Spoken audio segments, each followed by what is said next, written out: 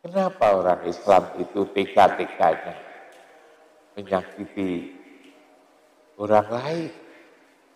Sesama dilakukan. Jangan-jangan para pendeta tidak ngerti kata-kata kafir. Kalau itu ngerti, mungkin tidak akan tersinggung dan juga tidak akan marah. Tapi bilang begitu.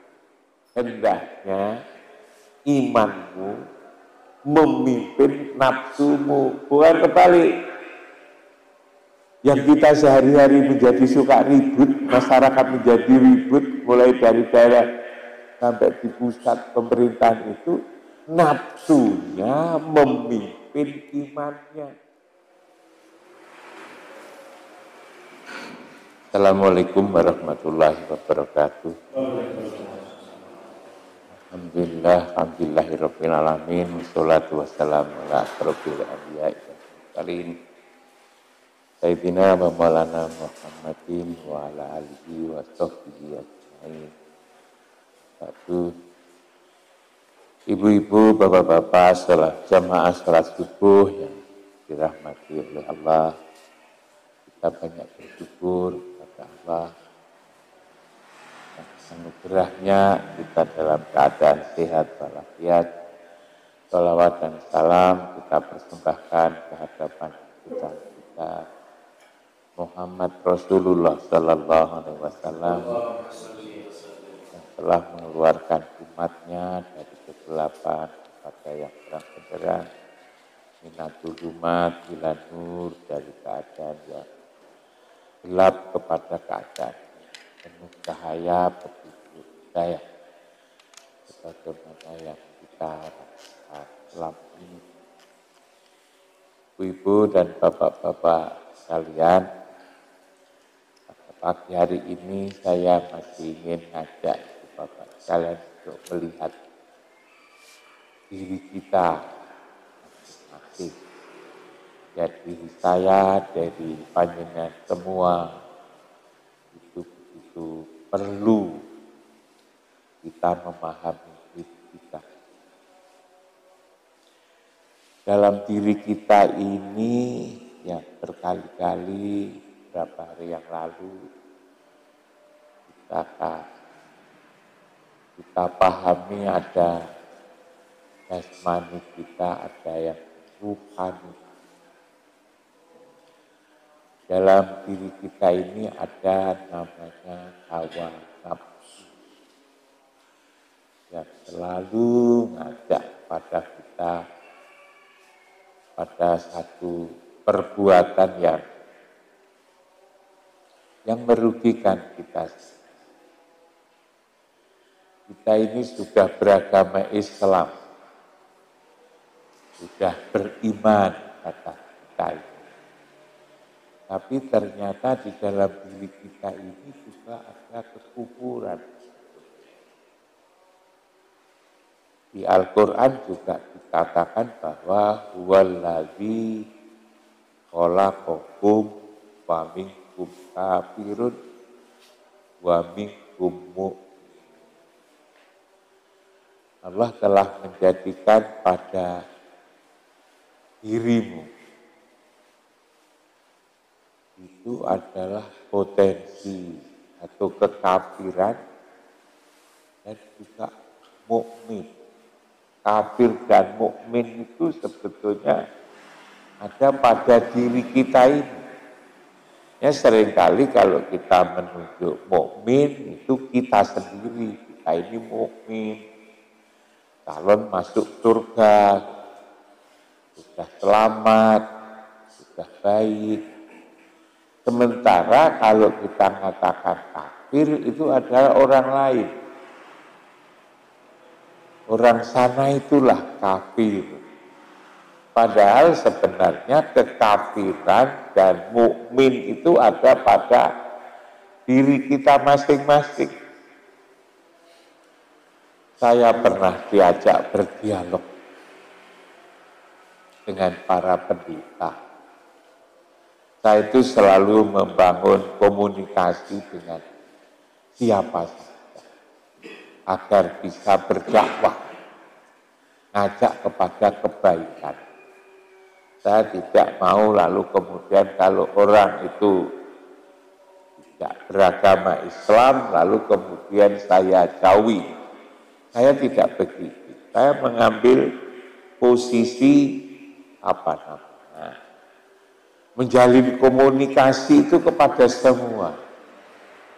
Kepada semua. Siapa tahu kalau saya lalu kemudian bersilaturahim, berkomunikasi dengan semua orang itu, lalu saya bisa memberitahu gitu tentang agama yang saya yakini kepada mereka.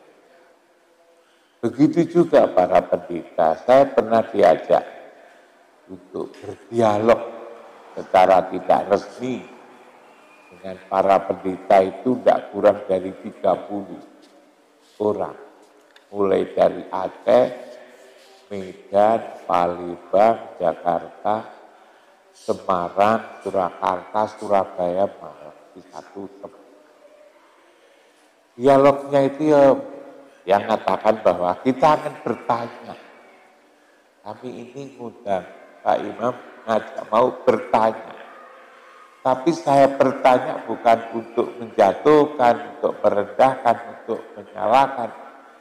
Tapi saya kepingin tahu sebetulnya itu tentang agama-agama. Karena itu izinkan kami bertanya apa saja ya. Kalau bisa dijawab silahkan dijawab. Tapi kalau tidak bisa dijawab ya tidak mengapa-apa. Tetapi yang penting tidak tersinggung. Begitu juga sebaliknya, Pak Imam boleh bertanya kepada kami-kami ini apa saja yang kira-kira perlu ditanyakan. Memang pertanyaan-pertanyaannya itu menarik. Dia juga mengatakan bahwa yang saya masih ingat berbicara tentang ketuhanan. Itu konsep ketuhanan yang paling tidak jelas itu katanya Islam, kata mereka. Konsep ketuhanan yang paling tidak jelas itu katanya itu Islam. Menurut yang dia pahami, orang Islam itu kok cepatnya percaya, ditahu Tuhannya. Kalau saya emosi kan menurut saya yang paling jelas itu Islam. Kok lalu kemudian dibilang oleh orang lain yang tidak jelas itu Islam. Saya kasih penjelasan.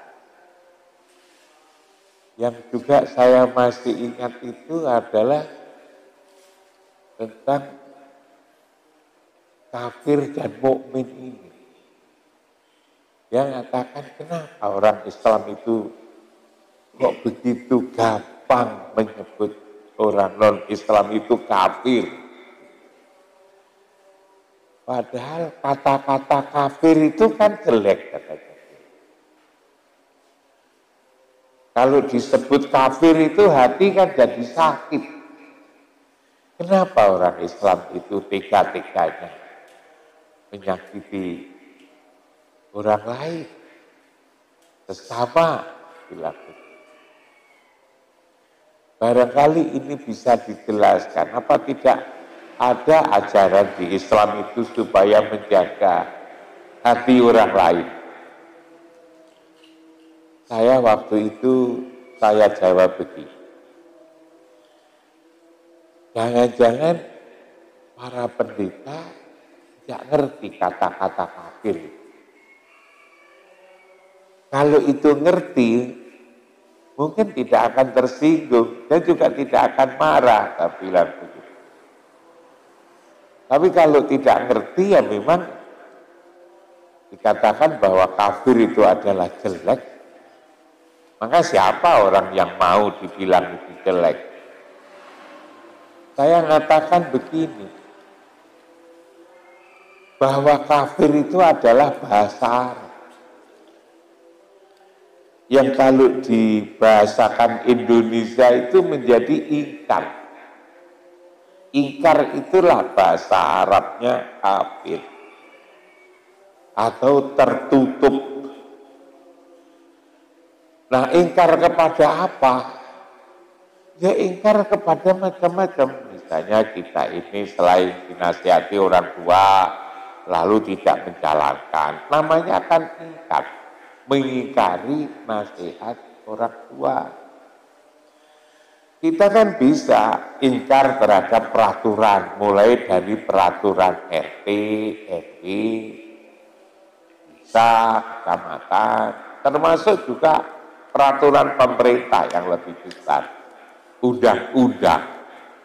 Orang yang mengingkari peraturan itu, orang yang tidak melaksanakan, menolak peraturan itu, namanya ingkar. Begitu juga mengabaikan kepada, ingkar kepada ajaran agama yang namanya kitab suci. Kalau Islam ya Quran dan hadis, kalau sampean mungkin juga Injil. Orang yang mengingkari kitab suci itulah namanya kafir. Nah, pertanyaannya adalah apakah kita ini sudah menjalankan semua ketentuan-ketentuan agama? Kalau saya agama Islam, kalau sampean ya agama sampean Kristen, Nasrani. Kalau saya kitab saya adalah Al-Quran, kitab suci sampean Injil. Kalau kita masih mengingkari, namanya kita ingkar terhadap kitab suci kita. Ingkar ini bahasa Arabnya adalah kafir. Agar tidak marah, saya bilang, kalau saya ini, karena Quran itu tebel banget, saya belum mampu untuk menjalankan semua ajaran Al-Quran. Masih banyak hal yang saya belum bisa menjalankan. Artinya saya mengingkari. Saya disuruh untuk melakukan amal soleh yang sebanyak-banyaknya, sebaik-baiknya. Tapi itu juga belum bisa saya lakukan.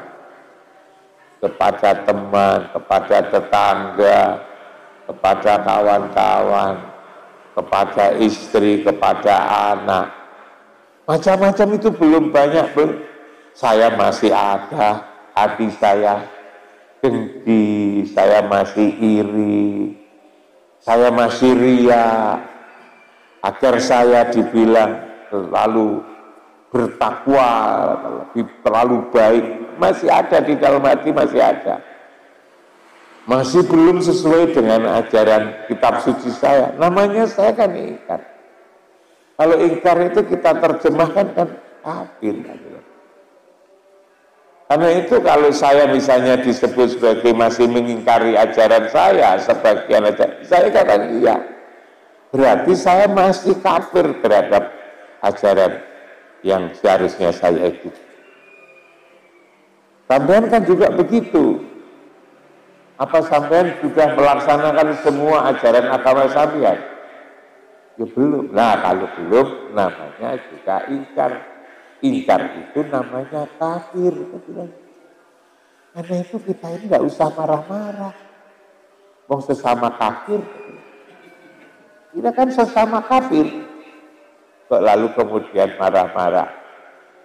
Jadi di dalam diri kita ini ada potensi itu sebetulnya.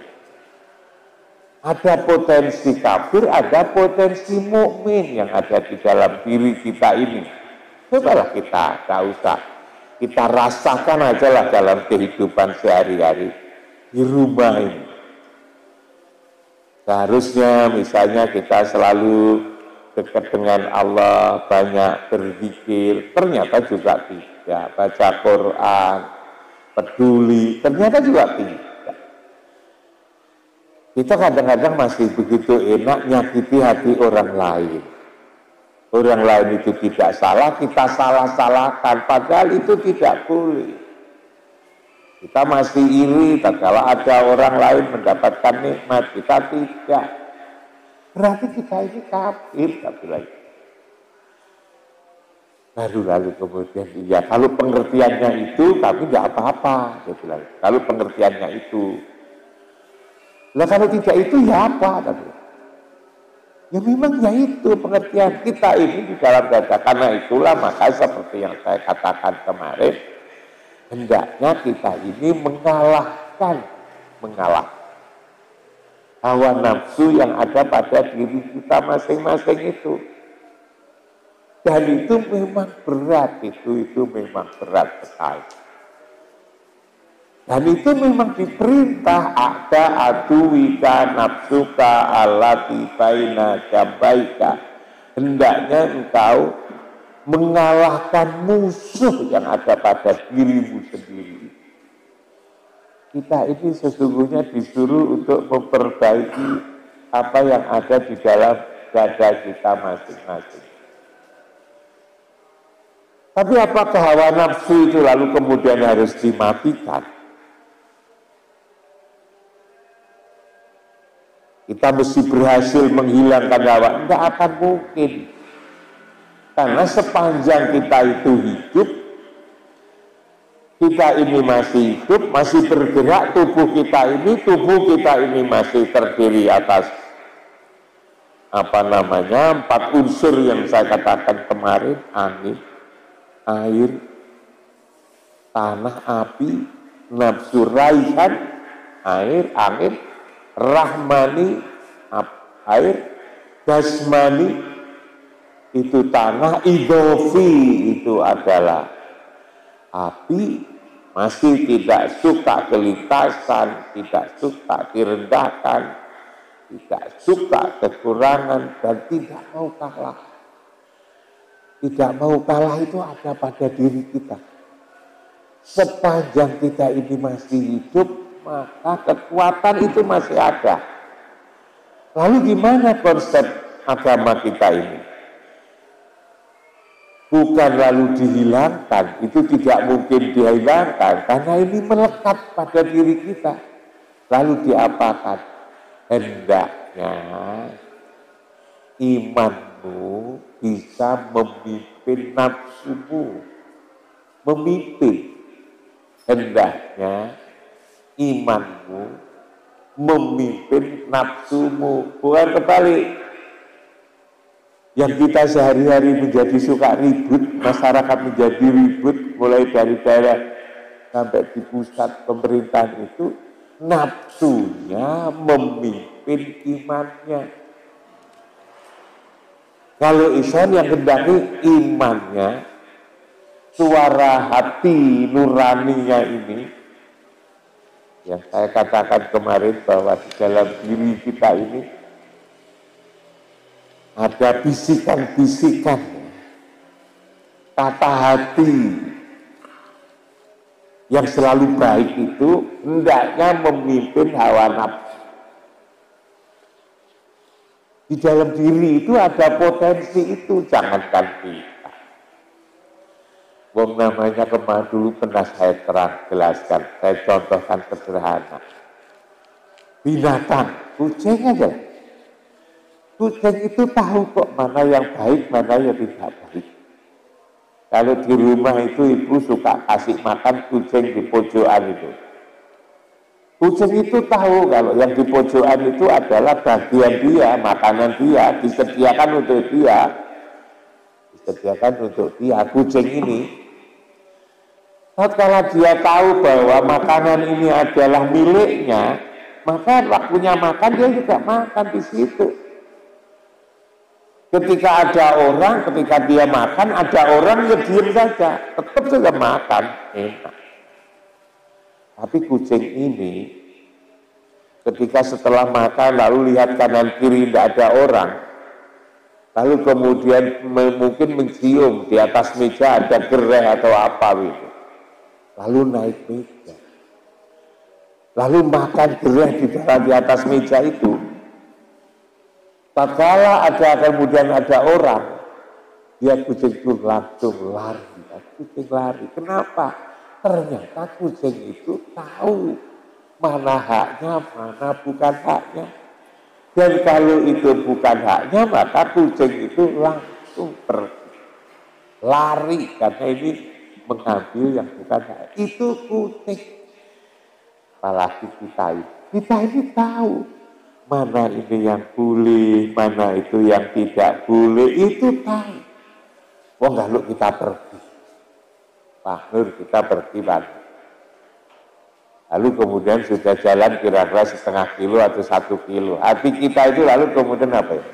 Rasa jawabnya kunat, tidak enak itu. Itu pasti gitu. Ada sesuatu yang kurang. Kalau kita lalu kemudian sudah semakin jauh tahu, oh iya, pulpen saya ketinggalan, oh iya, HP saya ketinggalan, oh iya, saya tadi belum mematikan kompor. Akhirnya, jadi diingatkan sebetulnya, kamu masih kok. Tapi beda kalau misalnya kita sudah komplit, rasa itu enaknya.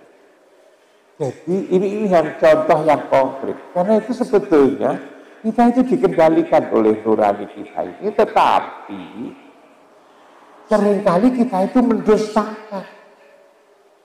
Kita mendustakan omongan nurani kita yang telah mengingatkan itu. Dan itulah Allah juga masih kasih sayang. Allah lalu kemudian selalu mengingatkan. Di surat Ar-Rahman itu berkali-kali 31 kali diulang-ulang. Fabi azi ala irobbikuma tukadziban. Fabi azi ala irobbikuma tukadziban. Nikmat Tuhanmu yang mana lagi yang kau dustakan? Nikmat Tuhanmu mana lagi yang kau dustakan? Karena kita seringkali mendustakan nurani kita ini yang ada di dalam dada itu. Itu sebetulnya komplit. Tidak perlu sekolahan itu. Tidak perlu sekolahan itu sudah tahu bahwa ini boleh, ini tidak boleh, itu tidak perlu diajarin. Kalaupun toh diajarin seperti saya sampaikan kayak begini, ini adalah hanya untuk mengingatkan kembali. Kita ini sebetulnya sudah build up. Sudah komplit yang apa pada diri kita. Hanya kita ini lalu kemudian mahalul khotok wanisya. Suka lupa dan suka salah. Karena itu bagaimana nafsu ini tidak mati, keinginan-keinginan yang menjerumuskan kita ini tidak mati, tetapi hawa nafsu itu hendaknya dipimpin oleh imannya. Hawa nafsu itu hendaknya dipimpin oleh iman. Wa ma khalaqtul jinna wal insa illa liya'budun, itu kan.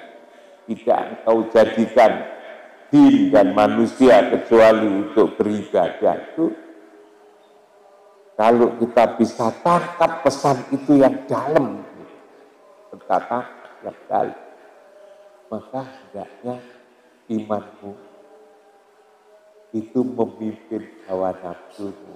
Hendaknya hawa nafsumu itu engkau pimpin dengan imanmu. Jangan berbalik. Dalam kehidupan ini yang terjadi adalah berbalik. Hawa nafsunya disuruh untuk memimpin imannya.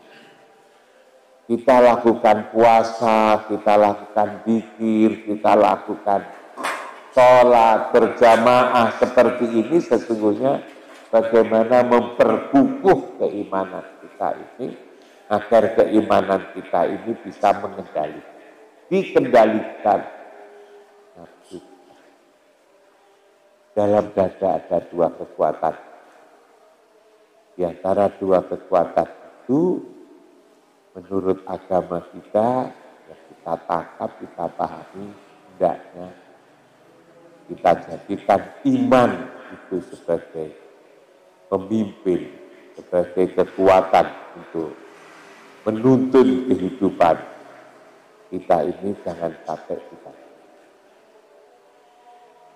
Mudah-mudahan yang sedikit apa yang saya sampaikan ini menjadikan bahan pertimbangan, bahan renungan kita semua agar kita bisa menjalani hidup yang umur kita ini semakin hari semakin berkurang.